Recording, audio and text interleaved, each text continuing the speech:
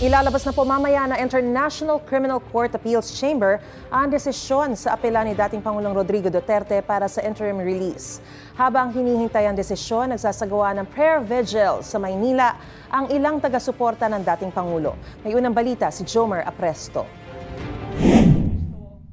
Nagdaraos ng prayer vigil ang mga taga-suporta ni dating Pangulong Rodrigo Duterte sa headquarters ng PDP Laban sa Santa Mesa, Maynila. Ayon kay Atty. Ferdinand Topacio, Deputy Spokesperson ng PDP Laban, iba't ibang relihiyon ang nagsama-sama para ipanalangin na pumabor sa dating Pangulo ang desisyon ng International Criminal Court o ICC para sa apelang interim release habang dinidinig ang kanyang kaso. Si Duterte ay nakakulong sa ICC Detention Facility sa The Hague, Netherlands dahil sa kasong Crimes Against Humanity. Nagsimula ang programa ng alas 7 kagabi at magtatapos mamaya ring alas 7 ng gabi. Ilan sa naabutan namin dito sina dating Energy Secretary Alfredo Cusi at dating Market Worker Secretary Abdullah Mamao. Nang tanungin naman namin si Atty. Topacio kung kumusta ang kalagayan ng dating Pangulo. Very restricted ang access sa kanya, pero from what I heard from those in the know ay he is very hopeful.